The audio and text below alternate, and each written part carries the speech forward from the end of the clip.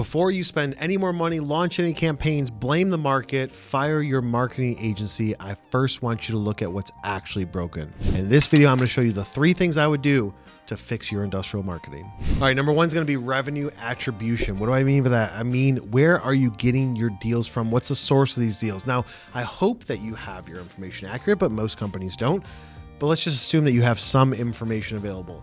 If I look at all of your deals that are closed won, where did that deal come from? Was it from your website, paid media, social, trade shows, referrals, partner networks, dealer distribution? Where did those deals originate from? That's gonna be number 1. I'm starting with the closed won business because that's gonna tell a very clear story. If we go back up the funnel a little bit and we look at where all your leads come from, again, same thing. What is the source of it? Because there is a difference between lead source and deal source converted to one. You could be getting a lot of leads from organic or paid or social or trade shows, but if they're not converting to deals and then converting to close one business, then this is going to tell the story of where you should focus your attention.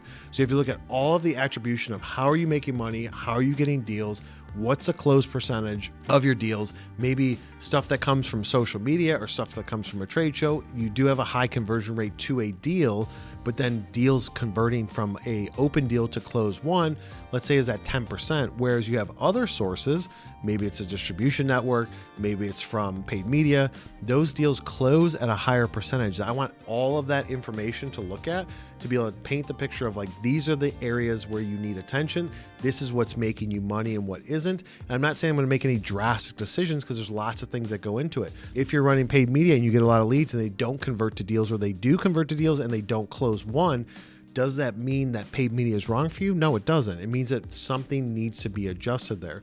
So you have to look at all of your revenue attribution. This is stuff that you should be looking at on a monthly basis, quarterly basis, annual basis, year over year, so you can keep track of where am I making money from, because that can tell you exactly where you need to focus attention versus where am I getting a lot of activity but not closing winning business. It doesn't matter if your sales process and cycle is 30 days, 90 days, or 9 months.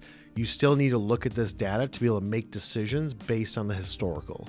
The second area is going to be performance gaps. This is where I'm looking at, hey, I'm running paid media and I'm getting clicks and I'm getting impressions and they're going to my site and they're not converting. Or I'm looking at your organic traffic through Google Analytics and I'm seeing, hey, a lot of people are landing on this page and then exiting right away. Or a lot of people go to these sections of your website and then don't convert to a deal. Or you're getting a lot of traffic to your contact page, but people aren't filling out the form of booking time or doing an RFQ. Those are areas that you want to focus on. Hey, we've got an issue here.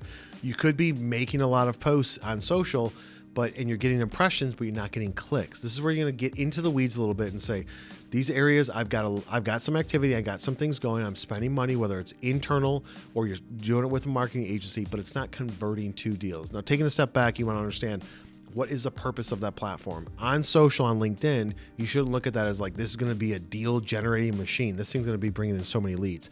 That's more of a brand awareness play to get out there, because most people in the market are going to see something on LinkedIn and then Google search you and then come to your site. So you could, from a revenue attribution standpoint, be like, hey, all those people are coming from web search organic, but when I talk to them, they actually saw my stuff on LinkedIn. You need to be able to change the deal source and the lead source in your system to be able to say, actually, even though it shows they came from organic, they actually came from social because that's where they saw us first. And then they Google searched us, went to the site, went through 4 pages, spent 2 minutes, and then said, hey, I do want to send this guys an RFQ. So you want to look at all those different little nitty gritty details of the performance and say, these are areas that are immediate attention. I can say that if I'm running a Google ad and I'm getting good impressions, I'm getting good clicks to the site, but I'm not getting conversions, and I know my audience is good, I know that my keywords are good, I know I'm getting the right people, but where they're landing isn't converting, then that page that I'm sending them to is the problem, and I have to make adjustments to it. You may look at the page and be like, dude, this page is great. It shows these things. That's fine. The market has told you that it sucks because they're not converting. No different than things on social. You're getting a lot of impressions, but not clicks and engagement. What type of creative are you doing? Same thing with SEO. You're doing a lot of keywords and you're seeing organic positions increase, but you're not showing up in the top 3 or 5. You're just still on page 2, 3 to 10. It's not seeing enough movement. So what you're doing isn't moving the needle fast enough. So you need to change and make an adjustment. Again, you don't want to just jump in and say, change all these things at once. You want to dive deep into the data because it's not going to lie. It's going to tell the story and it's going to paint the picture. And then make sure that you are generating activities that then lead to leads, converted to deals, and close one business. And the third thing I'm going to look at is the volume of activity that you had. So many times people are like, no, dude, we're doing paid media, we're doing social, we're doing email marketing, we're doing phone calls. And the first question I'll ask is, at what scale? So even if you don't want to do paid media because you don't want to have a budget of $1,500 to $15,000 to drive leads, let's take that out of the picture because that's going to be a hard cost. Even if you're just saying like, these are things that we're doing currently that just aren't working. And Kyle, I've watched your videos and you said these things work and they don't work for us. Most likely the volume that you're doing and the levels of activity is not there to where it should be. You cannot think that if you do one post a week on LinkedIn that you're going to get 10,000 views in a single month or 100,000 views. You have to have a structure and say, I'm going to do 3 to 5 posts a week with this different mix of content. That content's going to create brand awareness. Then eventually they're going to Google search me and then it's going to result in a deal. No different than with emails. Yeah, Kyle, we do email marketing. Okay, how many emails are you sending a month? Well, we send a newsletter to 20,000 subscribers. Well, most likely those 20,000 people didn't subscribe. It's just a network that of emails that you've gotten. And you're just sending a marketing email. What's the deliverability, the open rate, the click rate, all that stuff? And does it look like a Home Depot ad or not? I would say email marketing does work. I've got data that proves that it does, but it needs to come from a sake of a conversation, looking to generate a conversation and not just say, I sent this email to somebody, they clicked a link and I got an RFQ from it. So most likely the volume isn't there. You should be sending 5, 10, 15,000 emails a month to be able to get the percentages don't lie, to be able to get the people that are going to respond and continue to do that every month. The response rate should be in the like 1 to 3% of quality conversations. No different than things with like outbound activity. How many phone calls are your salespeople making a week? If I had $1 for every time that somebody said cold calling doesn't work, I'd be rich because they're doing it at a volume that's not sufficient. Now, I'm not saying it works for every industry, but if you do 100 phone calls versus 1,000, you're going to see a lot different of a result from it. So you want to always look at the activity, and I'm going to question that and say, how much activity are you actually doing? Is it at the level that's high enough for you to be able to convert into leads and convert to deals and win some business? Okay, so to recap, if we look at this at a funnel, at the bottom of the funnel is going to be the revenue attribution. That's where your leads and deals come in.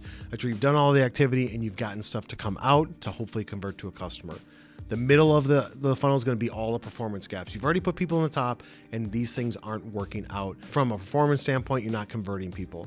And then thirdly, at the top of the funnel, that's where it's going to be the level of activity to drive people into the top of your funnel.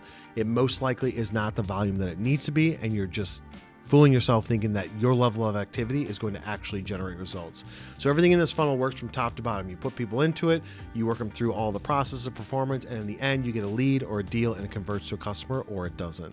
So if you guys got value out of this, follow me on LinkedIn, subscribe on YouTube, give me a like, and put a comment below and tell me what areas do you think are most important to your business, and I'll see you on the next one.